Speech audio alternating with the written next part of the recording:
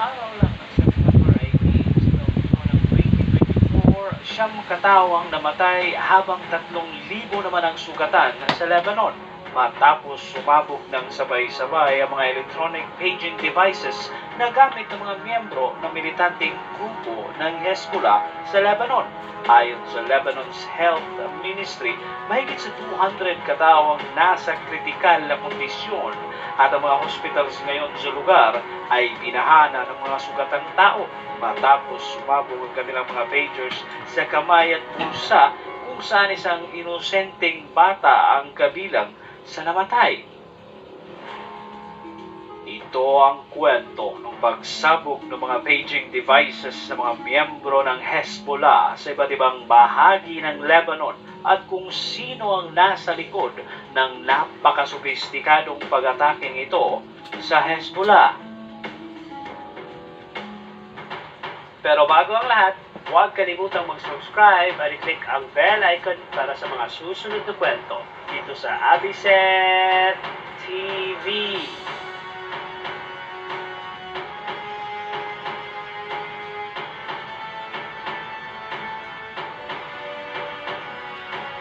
Ayon sa Hezbollah na isang itinalagang organisasyon ng terorista sa US, UK, Israel at iba pang Western countries, ay tinatawag itong pinakamalaking paglabag sa seguridad ng kanilang grupo kung saan sinisisi nila ang Israel na siyang may pakana ng pagsabog ng mga paging devices ng kanilang mga miyembro kung saan kasalukuyang nagkikipaglaban ang kanilang puwersa sa Israel sa border nito sa bahaging south ng Lebanon. Simula pa nung sumiklab ang digmaan sa Gaza na halos isang taon na ang nakakalipas. Samantala sa Israel ay wala namang tugon o hindi naman nagbigay ng pahayag ang mga Hudyo tungkol dito o sa mga pagsabog na naganap sa Lebanon ngayong araw na ito. Nagdulot ng malaking pinsala ang mga pagsabog o pag-atake sa mga supermarkets, sa mga kalsada, sa loob ng mga kotse at sa loob ng mga kabahayan dahil sa daladala ang mga paging devices sa loob ng bulsa ng mga miyembro ng Hezbollah. Kahit sa mga barber shops o sa mga kasuluk-sulukan ng mga syudad ng Lebanon, libu-libong miyembro ng Hezbollah ang sabay-sabay na nasugatan dahil sa pagsabog ng mga pager nila, kung saan ang mga insidenteng ito ay nire-report mula sa buong Lebanon, mula Beirut hanggang sa Be'eri Valley at maging sa karatig bansa ng Syria. Binaha ang mga hospitals ng mga sugatang tao, maaaring mahina lang ang pagsabog pero malaki ang impact nito sa mga tao. Mayroong naputulan ng mga daliri, tinamaan ng mga mata, habang ang iba ay merong nakangangana o bumukas ang kanilang mga bewang dahil sa sugat kung saan nila ay sinusuot ng kanilang mga pager na dala.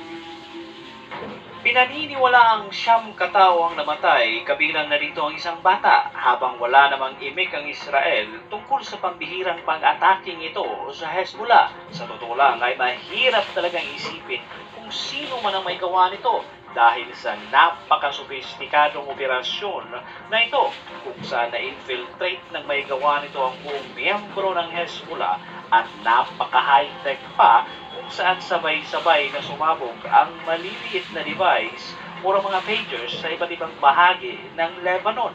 Pero isa lang ang sigurado na ang gumawa nito ay talagang may napaka-advance na teknolohiya sa militar at alam naman nating lahat ng Israel lang ang may kapasidad ng ganitong teknolohiya sa rehiyon. Dahil ang border ng Israel sa Lebanon ay naging napakainit ang sitwasyon simula nung sumiklab ang digmaan sa Gaza. Ang araw-araw na balita ng pagpapaputok ng mga rockets sa pagitan ng Israel at Hezbollah ay siyang dahilan ng karamihan o libo-libong mga sibilyan ng magkabilang panig ang napilitang lumikas sa lugar kung saan ilang beses na tinatamaan ang syudad ng Kiryat Shimona sa northern Israel sa mga Hezbollah rockets. Ayon sa Israel, ang kanilang layunin ngayon sa patuloy na digmaan sa Gaza ay ang pagpapabalik rin ng mga Israeli civilians sa kanilang mga tahanan malapit sa border nito sa Lebanon. Na ayon pa kay Benjamin Netanyahu na dahil sa wala ring tigil na pag-aatake ng Hezbollah sa northern Israel ay hindi matutuloy ang planong ito sa katapusan ng linggo kung hindi hindi ay nangangailangan daw ito ng pagbabago sa balance of power sa kanilang northern borders para maipatupad ang kanilang plano. Ang nangyaring pag-atake ngayon sa Lebanon ay magdudulot ng pagkasira ng komunikasyon sa mga sugatang Hezbollah fighters at pagbaba ng kanilang moral. Ngunit mababago ba nito ang takbo ng digmaan sa lugar? Ang pagsabog ay nagdulot ng kaguluhan sa buong Lebanon dahil hindi makapaniwala ang Hezbollah sa napaka-high-tech at sophisticated na operasyong isinagawa ng kanilang kalaban. Kahit sino naman talaga ay mapapatanong kung paano nga ba ang mga maraming maliliit na devices na kayang ilagay sa bulsa at daladala ng lahat ng miyembro ng Hezbollah ay biglang sumabog ng sabay-sabay sa iba't ibang lugar. Ayon sa international media na tanghaling tapat sa Lebanon sa araw na ito, kung kailan isang pambihirang pagsabog ang nangyari sa bulsa ng mga tao. Paano nga ba nangyari ito? Kung saan napag-alaman na ang sumabog ay mga pager na nasa bulsa ng mga tao.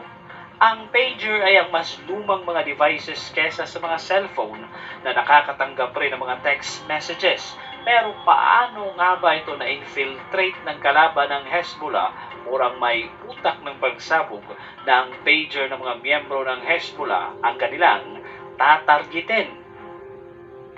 Dahil nitong summer lang ay nagbigay ng order ang mga leaders ng Hezbollah na papalitan nila ang mga mobile phones na dala ng kanilang mga miyembro dahil natatakot sila na baka ito ay matrack at ma-intercept ng mga hackers ng Israel ang kanilang mga smartphones. Kaya naman tinutos sa mga leaders ng Hezbollah na gumamit na lang ng mga pager o lumang devices ang kanilang grupo hindi kayang i-hack ng mga Hudyo dahil naniniwala silang mas safe ito.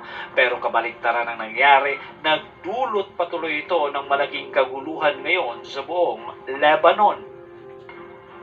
Kung saan lumitaw na ang desisyong ito ng Hezbollah ay pinagsamantalahan ng kanilang kalaban upang i-target sila. Kung titingnan ng mga sumabog na pager at iisipin natin isang cyber attack ang nag-hack upang ito ay mag-overheat, ay hindi ito sapat na dahilan para sasabog ang mga maliliit na devices sa paraang nakikita ngayon sa mga balita.